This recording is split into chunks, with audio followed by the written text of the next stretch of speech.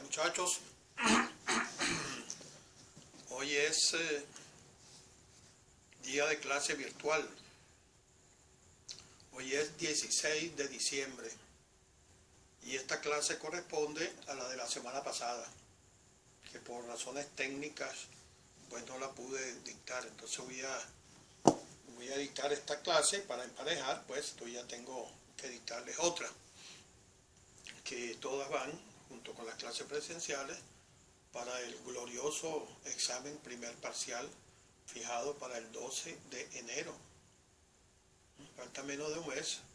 Bueno, me imagino que todos ustedes ya se sabrán perfectamente bien y habrán estudiado todos los videos y todos los apuntes tomados en las clases presenciales. Estoy seguro de eso.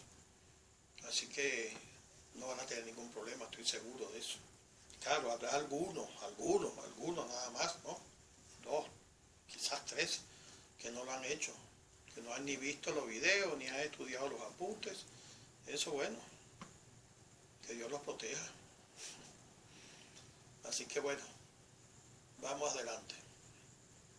Vamos a ver en esta clase, vamos a concluir con la clase presencial que dictamos en la última oportunidad, que estuvimos viendo las llamadas famosas regiones ontológicas existenciales. ¿Se acuerdan? Regiones ontológicas existenciales, que simplemente, en definitiva, lo que significa son las clases de cosas, las clases de objetos que existen en el universo. Entonces vamos a clasificar a ver cuáles son esas diversas clases de cosas con un propósito, para luego la norma jurídica, que la que estamos estudiando, ya vimos sus características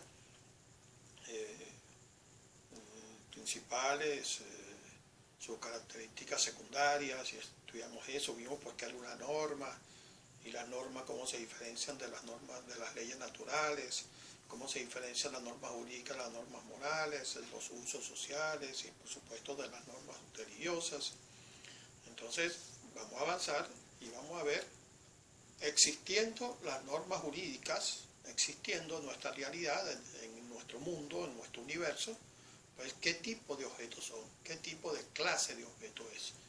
Y entonces hicimos el cuadro de los objetos de acuerdo con la mayoría de los filósofos que se han dedicado, entre otras cosas, a estudiar estas cosas, pues. Y recordemos que en clase presencial hicimos el cuadro de los objetos físicos. Estas son las esferas ontológicas existenciales. Esferas es una clase, una región, también algunos libros lo llaman regiones ontológicas existenciales, otros lo llaman simplemente esferas ontológicas existenciales, es lo mismo, es lo mismo. La esfera es lo que agrupa algo y las regiones ocupan, también reúnen cosas. Entonces, estas serían las regiones ontológicas existenciales. Y estas son las diferentes clases. Estas dos también se llaman objetos naturales. Objetos naturales. ¿Sí? Es del universo conocido. Los objetos naturales pueden ser objetos físicos y objetos psíquicos. Además, existen los objetos ideales, los objetos culturales y los objetos metafísicos. Entonces existe la región ontológica o la esfera ontológica de los objetos físicos, de los objetos psíquicos como objetos naturales, y además la región ontológica de los objetos ideales o esfera de los objetos ideales, asimismo de los objetos culturales y asimismo de los objetos metafísicos. ¿Sí? Recuerden todo lo que vimos en clase, los objetos físicos son los objetos que encontramos nosotros en la naturaleza. Las montañas, los ríos, los océanos, los elementos químicos, las rocas, bueno, todos esos son objetos físicos, ¿sí? Y en el universo, pues los planetas, las estrellas, los soles, todas esas cosas son objetos naturales físicos. Se diferencian de los objetos psíquicos, que los objetos psíquicos son los objetos que tenemos en la mente y que tienen algunas características diferente de los objetos físicos, siendo todos naturales. Sí, los objetos naturales pueden ser físicos o psíquicos de acuerdo con estas características. Entonces, los objetos físicos, ¿cuál será su existencia? ¿Cómo será su existencia? Se afirma que tiene existencia real. ¿Por qué? Porque están en el tiempo y están en el espacio. Están en el tiempo significa que tienen un principio y tendrán un fin. En el espacio porque ocupan un lugar en el espacio. Ocupan un lugar. Tienen masa, tienen volumen. Entonces su existencia es real. Obviamente el Pico Bolívar tiene una existencia real, ¿no? Alguna vez en las edades geológicas muy antiguas no existía el Pico Bolívar. Hubo la necesidad de la formación de la cadena de los Andes, que luego se partió y cruzó como a la derecha, y que formó nuestra cadena de los Andes, la nuestra, y la cadena del litoral, la cadena del interior. Bueno, en esa ruptura que se produjo, por cierto, en el estado Táchira y de sus adyacencias, entonces encontramos nosotros, yendo un poquito más arriba, hacia Mérida, encontramos el Pico Bolívar. Tuvo un principio. Antes no existían los Andes, la cadena de los Andes, que va del sur, América, de la punta sur, más sur, de Sudamérica, y pues llega hasta Venezuela. Entonces tiene una existencia real porque están en el tiempo. El oro alguna vez no existió tampoco, todavía el sistema solar y sus planetas no se habían formado geológicamente y no habían todavía surgido esos elementos químicos. Entonces están en el tiempo porque tuvieron un principio. Antes de ese momento, instante, no existían. Y también todos ocupan espacio. El Pico Bolívar ocupa espacio, el Orinoco ocupa espacio. El oro, que generalmente se cuenta en filones, en pepitas, ocupa espacio dentro de la roca o independiente de la roca, lo que llaman las pepitas de oro. Bueno, entonces los objetos físicos tienen una existencia real. ¿Sí? Están en el tiempo y están en el espacio. Son neutros al valor. Su valoración es neutra, pues. ¿Qué significa eso? Que no tienen ninguna finalidad específica para realizar por sí mismos. ¿Sí? No valen, no persiguen valores. El Pico Bolívar no persigue ningún valor. Pues el Orinoco no persigue ningún valor. Que los seres humanos lo usan para realizar valores humanos es otra cosa. El Orinoco les sirve, ¿no? Por eso es valioso para los venezolanos, para transportarse por sus aguas. Las vegas del río Orinoco, pues, para cultivar ciertas cosas, para pescar, y todos esos detalles. Entonces, para los seres humanos, claro, los objetos físicos son valiosos. El oro es valioso para el ser humano, pero en sí mismo, respecto de sí mismo, no tienen ningún valor, no persiguen ningún valor. Imagínense ustedes que los seres humanos un día nos vamos de la Tierra, nos vamos para otro planeta o más lejos todavía, para otro sistema solar. ¿Qué valor tiene el oro que quedó en la Tierra? ¿Qué quedó? ¿Qué valor tiene? Ninguno. Entonces los objetos físicos en sí mismos no persiguen ninguna finalidad, es decir, no son valiosos. Nadie ha visto el oro, la plata, el Pico Bolívar, un río, pedir libertad, pedir justicia. No, eso no existe para ellos. Entonces son neutros al valor. Por cierto, la explicación de los valores se la vamos a desarrollar en un tema posterior que establece el programa, que se llama precisamente la axiología jurídica, tema 7, concepto de axiología, y ahí vamos a estudiar la teoría de los valores brevemente, ¿no? Hay unas cuantas teorías sobre en qué consisten los valores, categorías objetivas, que significan cualidades de los objetos, otros que los valores son la simple apreciación que hace una persona de algo. Bueno, ya lo veremos después. Entonces son neutros al valor porque no tienen en sí mismos ningún valor que realizar, ni bueno ni malo. ¿Cómo se perciben? ¿Cómo lo conocemos nosotros? A través de la experiencia sensible, que es externa. Es decir, a través de los sentidos. ¿Cómo percibimos nosotros la existencia del Pico Bolívar? Pues viéndolo, subiéndolo. Ahí lo vemos, nosotros vemos el Pico Bolívar, lo mismo vemos el río Orinoco.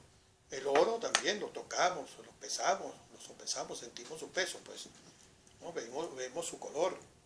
Entonces nosotros los objetos físicos, los animales que están en la naturaleza, esos son objetos naturales físicos.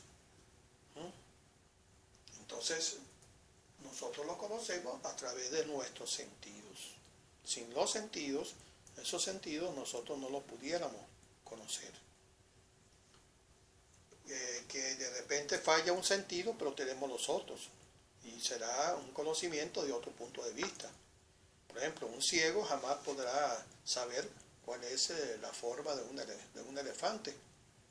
Nunca.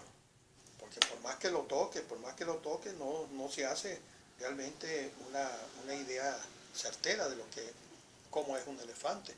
Pero a lo mejor el tacto indica cuál es la consistencia de la piel del elefante, puede darse cuenta de lo pesado que es y toda esa serie de cosas. Y lo mismo lo puede distinguir a través de los sonidos que hace para comunicarse. Bueno, entonces la percepción es a través de los sentidos y por supuesto a través de los sentidos significa que una percepción externa. Esa percepción no está dentro de nosotros, sino está fuera de nosotros cuando los sentidos actúen y se dan cuenta de algo que está viendo, que está tocando, que está escuchando, etc. Entonces la percepción es sensible.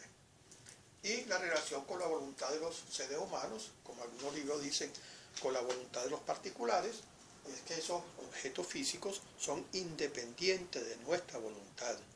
Es decir, nosotros no los creamos, no.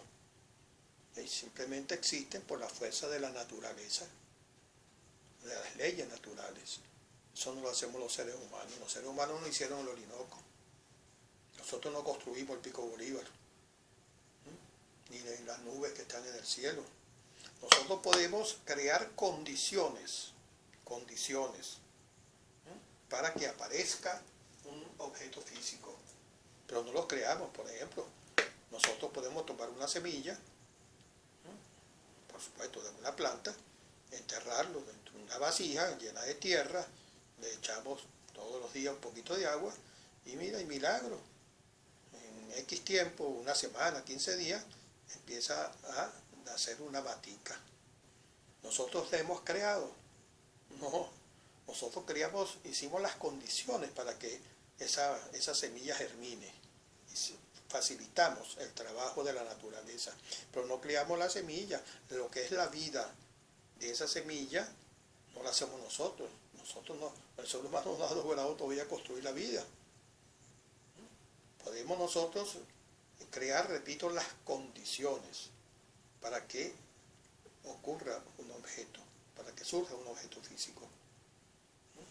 Pero nosotros no creamos ese objeto físico. Usted dentro de un cuartico mete un conejo y una coneja, y después a los 4 meses usted abre el cuartico y seguro está el conejo y la coneja y como 10 conejitos. Y siempre serán conejitos, no pueden salir 10 paticos o 10 pollitos, sino tienen que ser conejitos, porque esas son las leyes de naturaleza que no dependen de nosotros. Y además nosotros no criamos esos conejitos los crearon la conejita y el conejito. Lo que hicimos nosotros fue juntarlos y encerrarlos en un cuarto para que se vean las caras. Entonces son independientes de la voluntad de los seres humanos.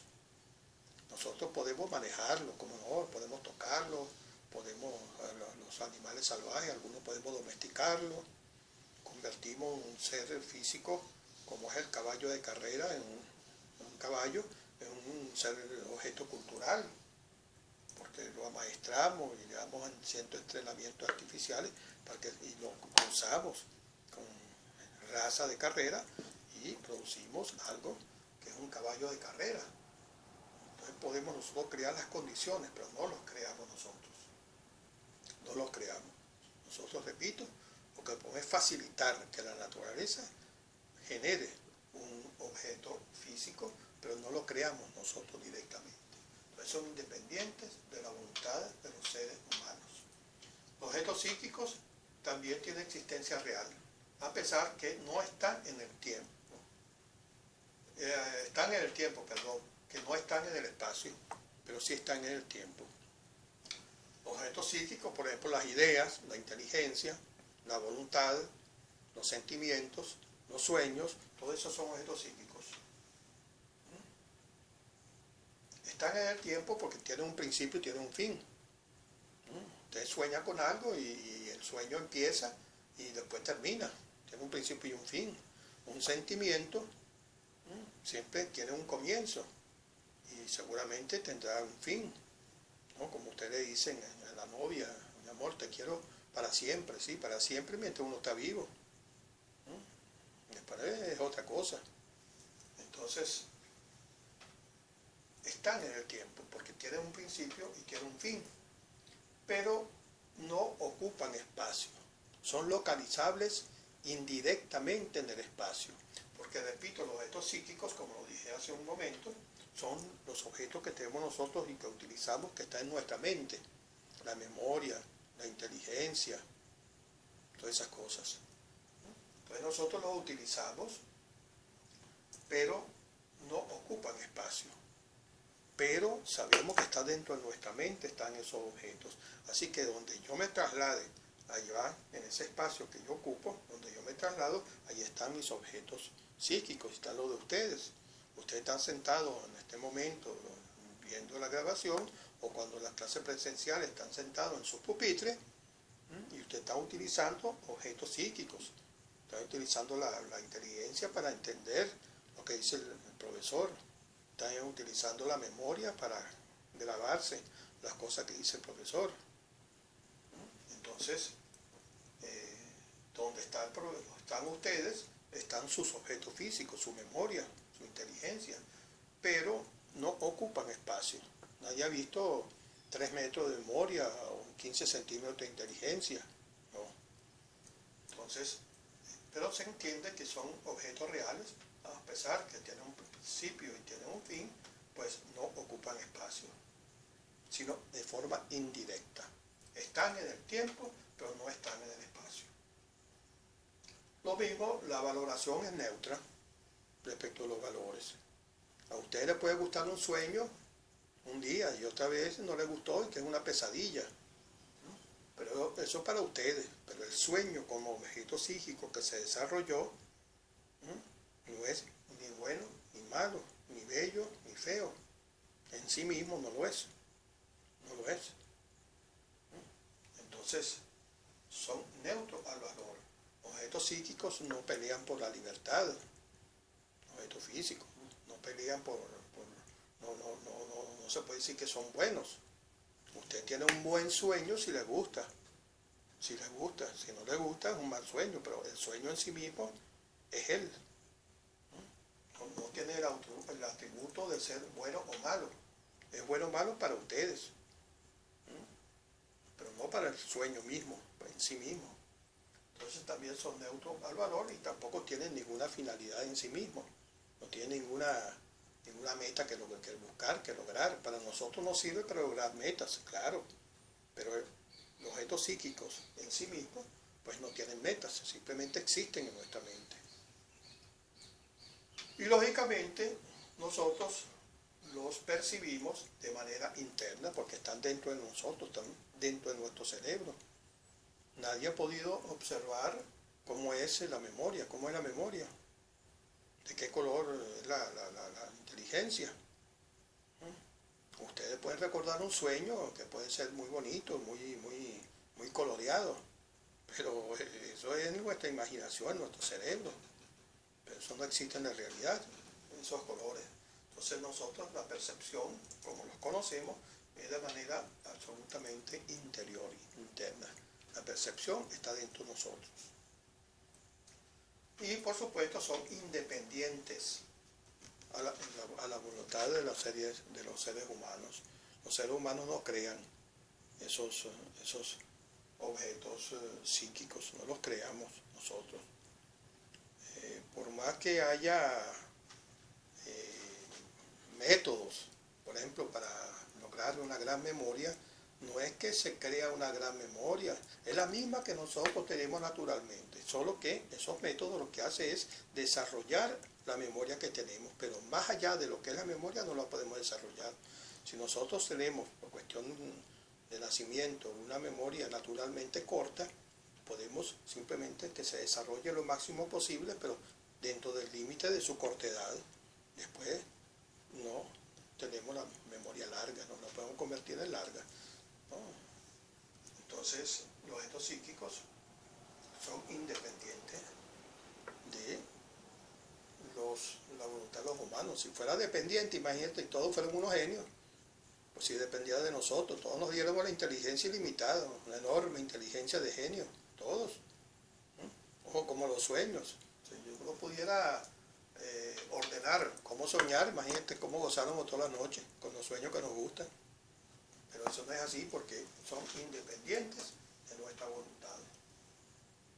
Los objetos ideales también habíamos ya empezado a analizar. Los objetos ideales son como por ejemplo los números, las relaciones algebraicas, las relaciones lógicas, son objetos ideales y su existencia es irreal, son irreales, porque ni están en el tiempo ni están en el espacio.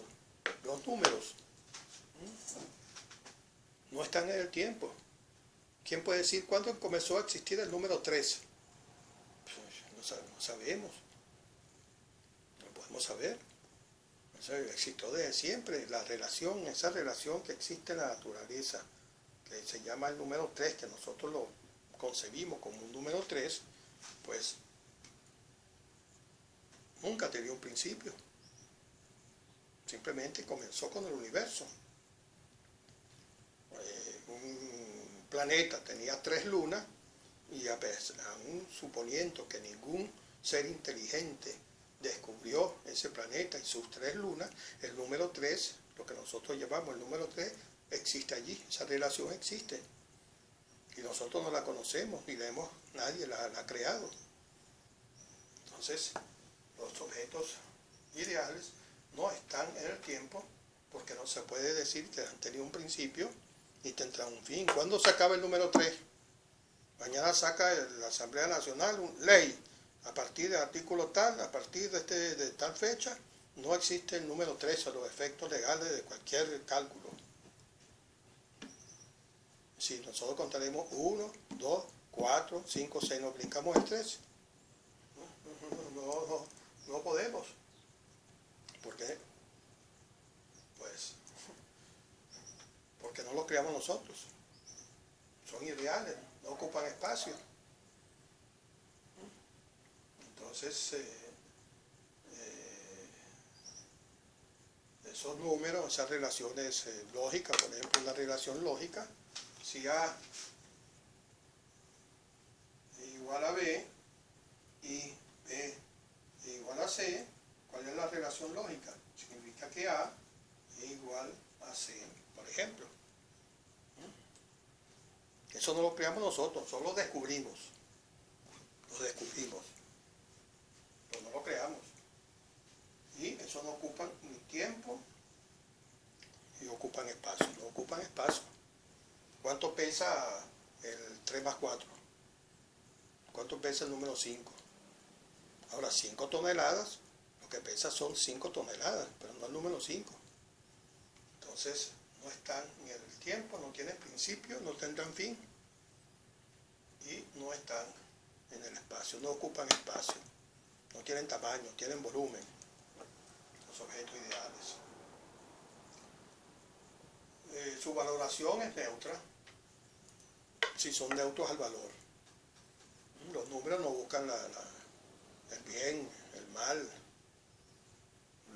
Las relaciones geométricas, algebraicas, no buscan la libertad, no luchan por esas cosas. Son neutras a los valores.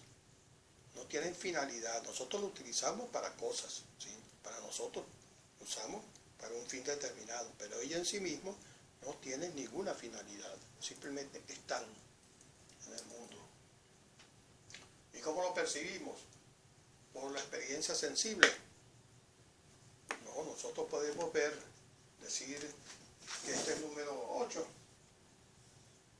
Sí, profesor, porque yo lo veo, es el número 8. No, ustedes no están viendo el número 8.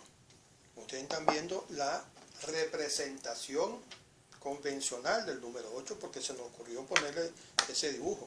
Pero los romanos lo escribían diferente. Lo escribían así. Y los otros pueblos con sus propias escrituras, pues lo escribían de otra manera. El 3 en chino es diferente al 8, que tiene su origen arábigo, en Arabia. El número 8 escrito por los romanos. Fíjense que la representación es diferente.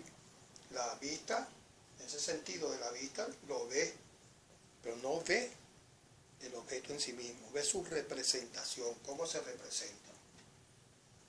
Entonces, no pueden ser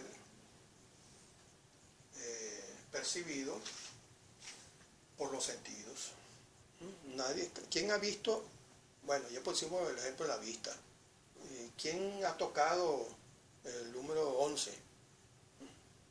¿Cómo es el número 11? ¿Ustedes lo tocaron? Caliente, frío, es puntiagudo. No tiene sentido. El tacto, el escuchar. ¿A qué suena el número 20? Ahora, 20 campanadas suenan, pero lo que ustedes escuchan son las campanadas, no el número. Entonces, se perciben, se conocen a través de la percepción interior, intelectual, pues, y eso está dentro de nosotros. Y lo mismo son independientes a la voluntad de los seres humanos. Nosotros lo descubrimos, pero no lo inventamos. Nosotros no creamos el número 1, no lo creamos. Lo descubrimos que existe una unidad y descubrimos que existen 2 unidades y se suman y todo lo demás y lo manejamos, sí, pero nosotros no los creamos. Son independientes a la voluntad del ser humano. Los objetos culturales son, por definición, son todos los objetos creados por el ser humano, por la voluntad humana. Todo esto que yo uso lo hicieron los seres humanos. El marcador, la mesa, los zapatos, la pizarra.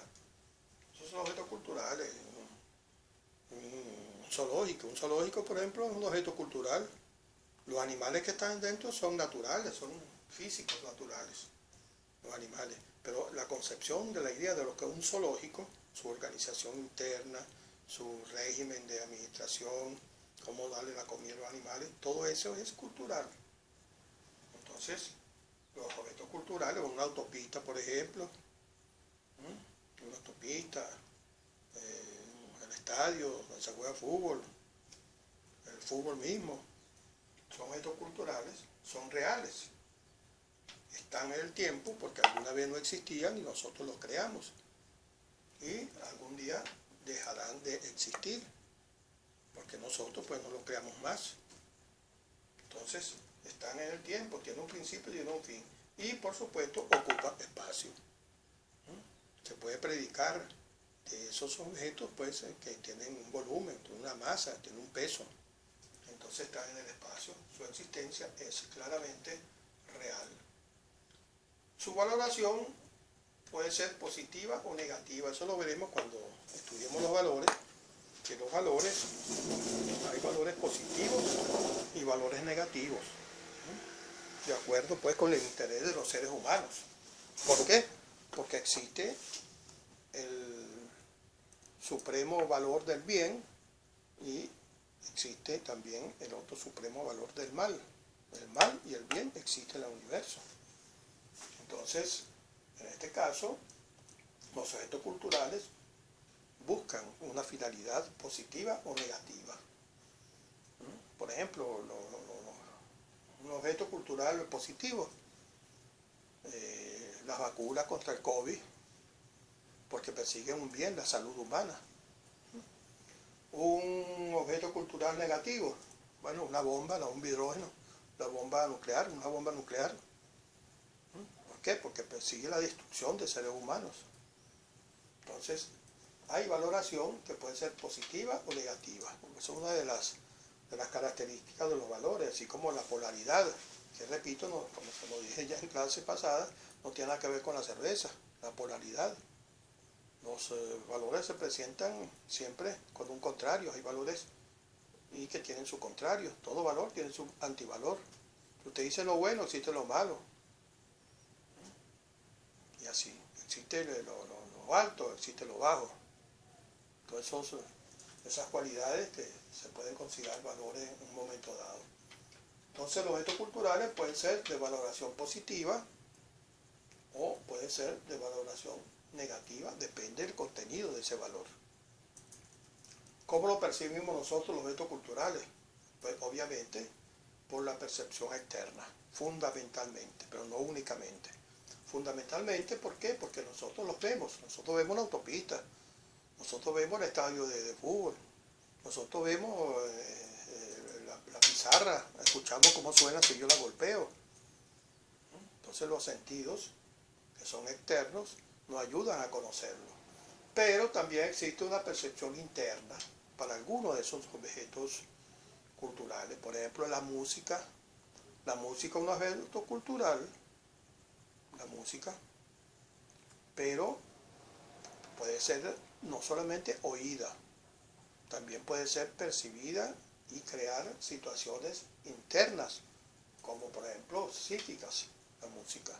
Una canción que les guste, como dice uno, que le da nota, pues usted lo perciben no por las notas musicales que emplearon, sino por el efecto de esas notas musicales. Ustedes ponen una buena música que a usted le gusta, una cumbia, y la ponen, y al lado está su perrito, y oyen la cumbia, y ustedes empiezan a bailotearla. Pero el perrito que está al lado la oye igualito que ustedes, pues no le da nota, porque no le da nota. No le gusta, ni le gusta, ni no le gusta, ¿no? Porque no tiene la sensibilidad para captar lo que significa esa combinación de notas musicales. Por eso que hay música que nos gusta y hay música que no nos gusta. Entonces, eso significa que hay un sentimiento que nos da la música que es interno y entonces hace que su percepción sea interna. Nosotros la percibimos internamente. Solamente escuchamos una música, por ejemplo, la que es muy popular, la Quinta Sinfonía de Beethoven. Bueno, nosotros todos nos ponen esa música en este momento y todo el mundo la escucha, pero a algunos les gusta, la sienten por dentro, en su corazón. Otros no les llama la atención. La escuchan, entonces la perciben externamente, pero internamente pues no la perciben, sino algunos nada más. Lo mismo un cuadro, una obra de arte. Un cuadro busca un valor positivo, que es la belleza. Yo veo el cuadro y es que el cuadro es tan bonito, y me gusta ese cuadro y me emociono cuando lo veo. Y habrá otro que ven ese cuadro y es horrible, uy, qué cuadro tan feo. Fíjense ustedes las obras de Picasso, habrán visto ustedes de producciones de las obras de Picasso, de Pablo Picasso, ¿no? Algunos la ven y se ríen de ella, porque ven todas unas imágenes, unas caras deformadas, pero otros en cambio le da una impresión y les gusta ver esa deformación que hacen a las caras. Entonces, los objetos culturales tienen esa doble forma de ser percibidos, externamente a través de los sentidos, internamente a través de la percepción interior que está dentro de nosotros, la percepción interior, subjetiva. Y la otra característica es que los objetos culturales dependen de nuestra voluntad, dependen de la voluntad de los seres humanos, porque el ser humano la construye. La Quinta Sinfonía de Beethoven fue creada por un ser humano, que fue Beethoven, Ludwig van Beethoven. La cumbia que tanto le gusta fue creada por un compositor, seguramente colombiano, y compuso esas notas que a ustedes les gustan. Él las creó, por eso le llaman compositor, las compuso, esa música. O un cuadro, pintó un cuadro. A algunos les gusta, a otros no les gusta, pero en todo caso ese cuadro fue obra de la voluntad humana. dependientes de la voluntad humana. Lo mismo el puente sobre el lago de Maracaibo.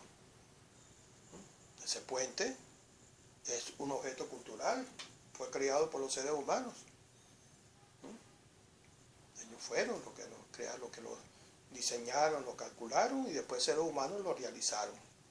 Entonces son dependientes de nuestra voluntad. Nosotros, los seres humanos, somos los creadores de los objetos de la cultura, los objetos culturales. Las pirámides de Egipto fueron creadas por seres humanos. Todo lo que nosotros vemos a nuestro alrededor, o casi todo, es creación de los seres humanos. Un lapicero, los zapatos, las medias, los anteojos. Por cierto, se me perdieron mis anteojos. Si alguien sabe por ahí que lo consiguió en la universidad, el día del examen que yo tuve de internacional privado, que fue el martes creo que fue. Bueno, me lo guardo.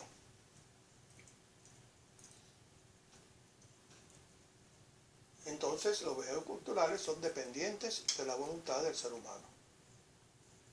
Y los objetos metafísicos, algunos autores no lo toman en cuenta, otros sí. Los objetos metafísicos, fíjense la palabra metafísico, ¿no? Más allá de lo físico, eso sería la cuestión etimológica. Son los que expresan principios fundamentales, generales, universales. Los objetos metafísicos, como por ejemplo Dios, el alma, el derecho natural, por ejemplo, esos son objetos metafísicos. Son irreales porque no están en el tiempo ni ocupan espacio. ¿Cuándo empezó a existir Dios? Bueno, por los creyentes siempre ha existido, no tiene principio ni tendrá fin. Entonces no está en el tiempo, más allá del tiempo. Por ejemplo, el derecho natural no se sabe exactamente cuándo apareció, empezó cuando de repente se creó, se formó el ser humano. Entonces se le reconoce un derecho natural, pero más allá del momento de su nacimiento, porque es un ser humano que tiene propiedades muy especiales que lo diferencia de todos los demás seres vivos. Y así lo mismo no ocupa espacio, Entonces, es una existencia irreal. No es que no exista. Los objetos irreales no es que no existan. Sí existen, pero irrealmente. Y los objetos metafísicos sí existen, pero de manera irreal también.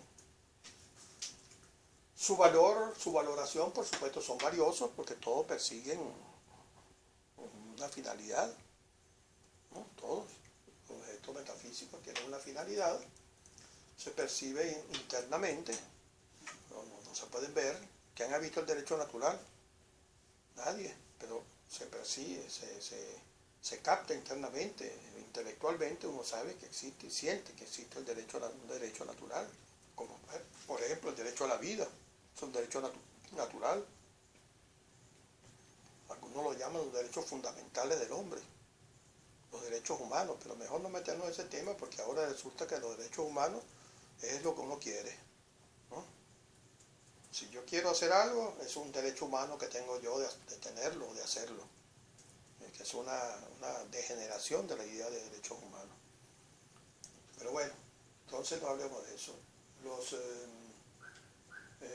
Entonces, objetos metafísicos son valiosos y se perciben internamente con una función intelectual y naturalmente son independientes del ser humano. Nosotros no los creamos, los descubrimos. Lo podemos manejar en cierto sentido, ¿no? En sentido muy amplio. Pero nosotros no lo creamos, no depende de nuestra voluntad. Bueno, ¿a qué viene todo esto? A la pregunta fundamental. Esa cosa que estudiamos nosotros, que vamos a seguir estudiándola, y que usted la va a estudiar en todas las materias durante toda la carrera, y cuando ustedes sean abogados, toda su vida y abogado de ejercicio profesional, sea cual sea, como un profesional independiente, como juez, como asesor de una... Bueno, todo eso, todos van a estar siempre manejando normas jurídicas. Entonces esa famosa norma jurídica con las atribuciones que nosotros hemos estudiado, su coercibilidad, bilateralidad y todo lo demás, ¿qué es la norma jurídica? ¿Qué es? Pues simplemente, ¿qué tipo de objeto es? ¿Qué tipo de objeto es? ¿Será un objeto físico? ¿Será un objeto psíquico? ¿Será un objeto ideal? ¿Será un objeto cultural? ¿O será un objeto metafísico? ¿Será que se lo pregunta en el examen parcial? ¿O se lo digo ahorita? Vamos a decírselo ahorita. La norma jurídica se considera un objeto cultural. Primero porque es real, está en el tiempo y en el espacio. Las normas jurídicas en algún momento empezaron a existir, antes no existían. Existía la sociedad, pero no existían realmente normas jurídicas. En los tiempos más primitivos empezaron a formarse las normas jurídicas. Y eso fue simultáneamente con una idea primitiva de lo que es el Estado. En los grupos humanos muy primitivos, pues el grupo humano pues tenía un jefe, necesitaba tener un jefe. Y el jefe, ¿cómo se ganaba ese puesto? No era por votación, además lo podían inhabilitar. El jefe era el más fuerte del grupo, el más fuerte. Se imponía y sus órdenes se consideraban leyes. Y así empezó el derecho y así empezó el Estado. Entonces, las normas jurídicas tienen existencia real, pero alguna vez no existieron y alguna vez pues, pueden dejar de existir. Depende de la voluntad del ser humano. Pueden dejar de existir, pero en todo caso están en el espacio. No porque ocupan espacio, sino que se aplican dentro de un espacio determinado las normas jurídicas. Las normas jurídicas venezolanas se aplican dentro del territorio venezolano, en ese espacio. No se aplican en Colombia, no se aplican en Italia, no se aplican en ninguna otra parte del mundo, sino en Venezuela, en ese espacio. Que nosotros vemos el mapa del mundo y vemos ahí donde está Venezuela, y en ese pedacito que está marcado ahí, que es Venezuela, 900 tantos mil kilómetros cuadrados, allí es donde existen esas normas jurídicas. Entonces son perfectamente medibles, localizables en el espacio. No es que se pueden medir, que si son largas, si son cortas, pero sí se puede identificar porque ocupa un espacio determinado. ¿Qué espacio ocupan las normas jurídicas venezolanas? Los 900 y pico mil kilómetros cuadrados que es Venezuela. Eso, exactamente lo mismo. Y la norma de Italia, 400 mil kilómetros cuadrados que mide Italia. Más o menos lo que mide la superficie del estado Bolívar, creo. Entonces, las normas jurídicas son objetos culturales porque tienen una existencia real, están en el tiempo, están en el espacio. Tienen valor positivo o negativo, ya lo veremos en el tema que yo le dije. Las normas jurídicas, su esencia es el derecho, pues tiene finalidad. En fin, el derecho tiene fines. Fundamentalmente, la justicia, la seguridad jurídica y el bien común. Eso persigue el derecho y por tanto lo persiguen las normas jurídicas. Entonces, tiene una valoración que puede ser positiva, puede ser negativa, depende del sistema donde se están aplicando. Hay regiones del mundo donde las normas jurídicas son normas jurídicas desde el punto de vista formal, pero los valores son totalmente negativos porque son valores antihumanos. No hay libertad de expresión, existe la pena de muerte, existe la tortura como una cosa natural y permitida por el Estado, bueno, etc. Entonces, las normas jurídicas pueden ser buenas o pueden ser malas, obviamente. ¿Cómo se perciben las normas jurídicas? De las dos maneras, como todos los objetos culturales. De manera externa se persiguen cuando se ven las consecuencias de su funcionamiento, ¿no? Y los órganos que existen para aplicar las normas jurídicas, cómo aplican las normas jurídicas, los tribunales, por ejemplo, las sanciones de los tribunales, qué causa producen. Y lo mismo desde el punto de vista interno, porque lógicamente para crear una norma jurídica, el Estado, que está formado por personas, el Estado no es una persona jurídica, sí, pero no es una persona natural. pero el Estado está formado por personas naturales. Entonces cuando crean una norma jurídica, entonces primero hay un funcionamiento de los elementos o los objetos culturales para producir la norma jurídica. Es decir, internamente, cuando se crea la norma jurídica, se utilizan objetos de naturaleza interna, objetos psíquicos. Cuando la comisión de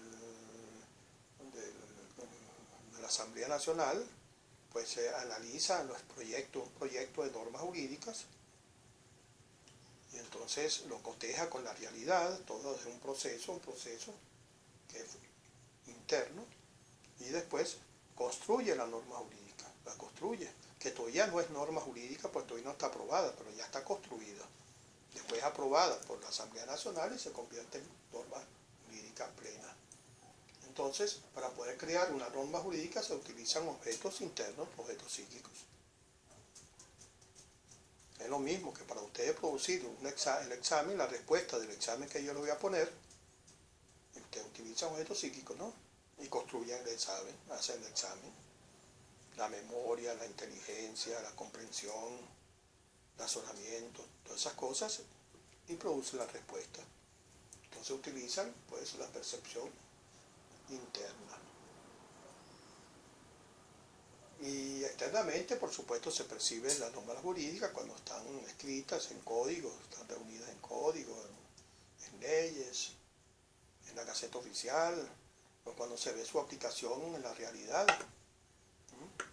Ustedes van a Santana y ahí ve usted la consecuencia externa de la norma jurídica, la aplicación de la norma jurídica con el penal.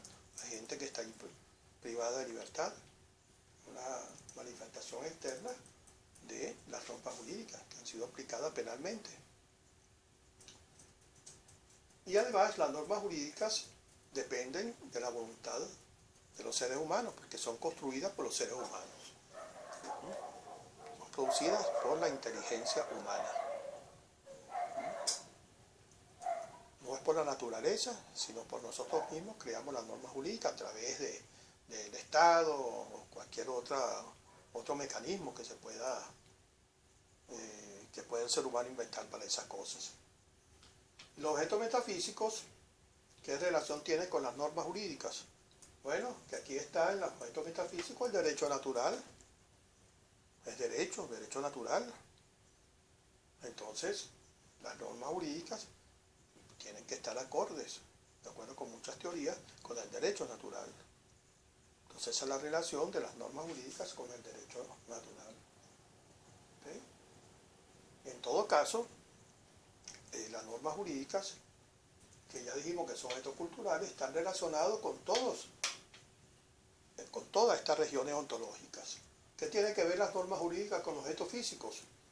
Que los objetos físicos son susceptibles de regulación jurídica. Por eso que existe muchas expresiones en nuestras leyes que hablan los inmuebles. Los inmuebles son objetos físicos y son regulados por las normas jurídicas. Esa es la relación. O animales. La ley que prohíbe la caza de alguna especie determinada en determinadas épocas del año. Bueno, se está refiriendo a objetos físicos que son unos animales, a la lapa, por ejemplo, el venado, qué sé yo. Entonces hay relación de las normas jurídicas con los objetos físicos. Hay una relación. Los inmuebles, ya se lo dije, los inmuebles. ¿Y qué relación tiene las normas jurídicas con los objetos psíquicos? Que las personas que la crean, ¿no? Nuestros legisladores utilizan objetos psíquicos que les permite crearlas, la voluntad, la inteligencia, la razón, cuando estudian las normas jurídicas. ¿Y ustedes cómo conocen las normas jurídicas? ¿A través de qué? De objetos psíquicos, de vuestra inteligencia, de vuestra razón, de vuestro estudio, la memoria.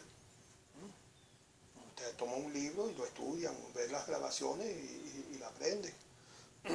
Y eso es los objetos psíquicos que están funcionando, están captando lo que son las normas jurídicas. Lo mismo utiliza las normas jurídicas objetos ideales. ¿no? Hay normas donde hablan de números. La mayoría de edad se alcanza a los 18 años, utiliza el número 18 años, el número 18 es un objeto ideal. En la ley de Minas existen muchas referencias a objetos ideales, por ejemplo. Objetos culturales, bueno, ya dijimos que la norma jurídica es un objeto cultural. Y los objetos metafísicos, ya dijimos que hay objetos metafísicos que tienen que ver con el derecho, que la norma jurídica es la expresión del derecho, como por ejemplo el derecho natural. Entonces, la norma jurídica, siendo un objeto cultural, no está aislado de las demás esferas ontológicas existenciales. Siempre hay algún punto de relación con todas las esferas existenciales. Entonces es el punto del programa que habla de eso.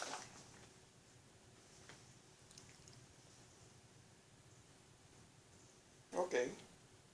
Vimos las características primarias, las secundarias, ubicación de la norma jurídica en las esferas ontológicas existenciales.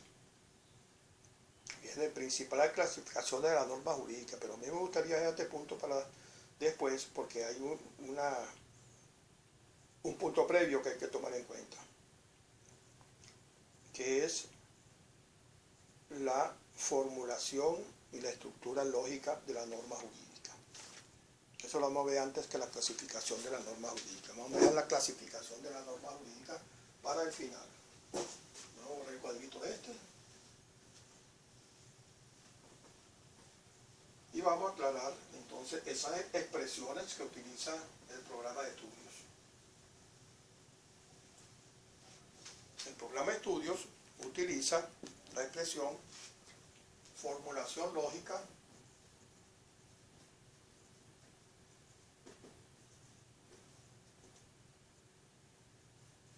de la norma jurídica. Y por ahí otro punto que dice estructura formal o lógica de la norma jurídica.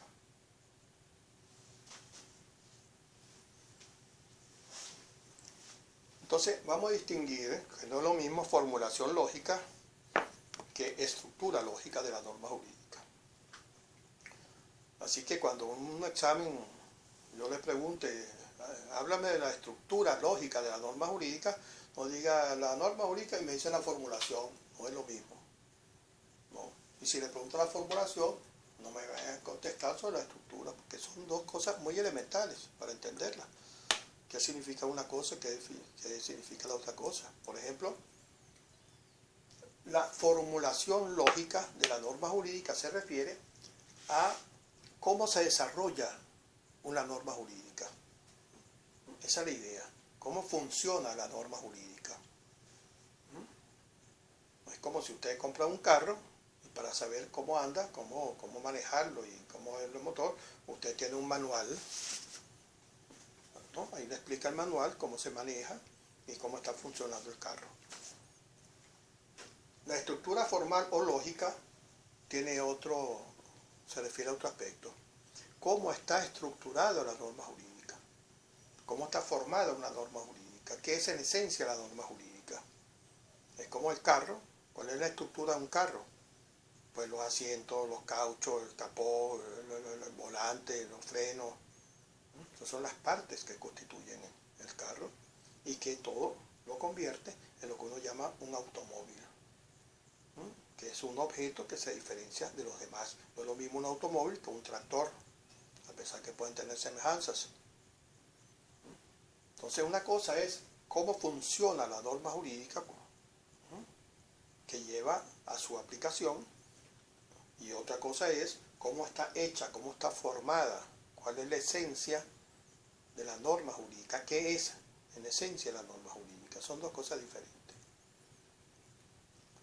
Así que vamos a estudiar cada una de esas dos cosas en lo que se termine esta clase, que faltan 5 minutos. ¿Qué hacemos en 5 minutos? Pues hablarles del examen, que es, si mal no recuerdo, el 12 de enero, ¿no? Extraoficialmente, no recuerdo bien la fecha, creo que es el 12 de enero. Es nuestro primer examen parcial y acuérdense mucho la importancia que, como he escrito, que lean las preguntas y las respuestas se correspondan con lo que se pregunta. Si yo pregunto explique, ustedes tienen que dar razones respecto a las cuales yo le estoy haciendo la pregunta. Sí, explicar algo, no es solamente decir conceptos, sino explicarlos. Si yo le pregunto diferencias, por ejemplo, diferencia entre la norma jurídica y la norma moral, no basta que usted ponga la norma jurídica es tal cosa y la norma moral es tal cosa. Esos son los conceptos, yo no estoy preguntando conceptos, cuáles son las diferencias.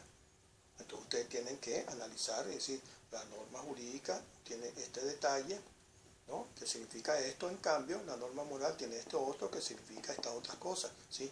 Tienen que razonar. Las diferencias ponen un razonamiento, un análisis, como algunos dicen, el método del análisis, que es descomponer un concepto en sus partes integrantes.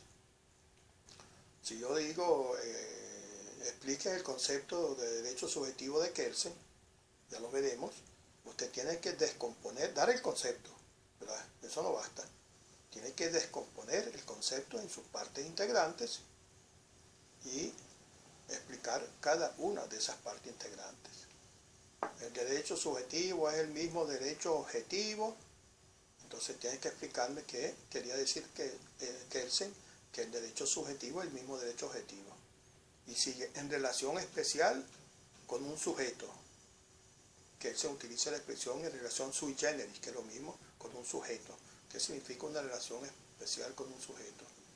De cuya manifestación de voluntad depende, entonces aquí hay otra cosa, de ese sujeto manifiesta esa voluntad y va a producir algo, que va a producir la aplicación de un acto coactivo, entonces eso conlleva, ese derecho subjetivo, a que la manifestación de voluntad produzca, esa manifestación de voluntad produzca un acto coactivo por parte del Estado. Entonces ese acto coactivo, ¿a quién le pertenece? Al Estado. El Estado es el que tiene que aplicar el acto coactivo. Entonces eso es el análisis de una definición. Con lo que yo le dije, la norma es una regla de conducta de observancia obligatoria. Analice eso. No simplemente explique ese concepto. Entonces no basta que usted diga, la norma es toda regla de conducta de observancia obligatoria. ¿Y la explicación? ¿Dónde está? Pues tiene que explicarla. Primero, lo que es la conducta humana. Segundo, imponen deberes, ¿qué significa que imponen? ¿Qué pasa si no imponen deberes? Y todo lo demás. Entonces fíjense bien en lo que se pregunta. Y no pongan ni más ni menos de lo que se pregunta. Si yo pregunto, los objetos psíquicos persiguen valores, entonces usted me puse, claro, porque los valores los valores son categorías objetivas que pueden ser durables, y empieza a hablar de toda la teoría de los valores, la vocación de ser realizados, y la característica de la polaridad, que significa. Yo no le estoy preguntando nada de eso. No es que eso esté malo. Está malo en la medida que no se corresponde con la pregunta. Entonces, eso es muy importante en ese examen parcial. Y si van a hacer chuletas, yo les recomiendo dos cosas. Hagan chuletas. Háganlas con toda tranquilidad y con tranquilidad de conciencia. Hagan sus chuletas. Pero, lo segundo, apréndanselas para que no tengan que tratar de sacarla en los exámenes. Porque si la trata de sacar y el profesor los pilla, pues imagínense usted lo que ocurre. Eso está penado por el reglamento de la Universidad Católica del Táchira. Aparte que viene siendo como una estafa, pues, que ustedes están utilizando respecto a la docencia. Entonces, muchachos, que pasen. Bueno, todavía no le voy a dar feliz Navidad porque vamos a dictar la otra clase, ¿ok? En unos segundos.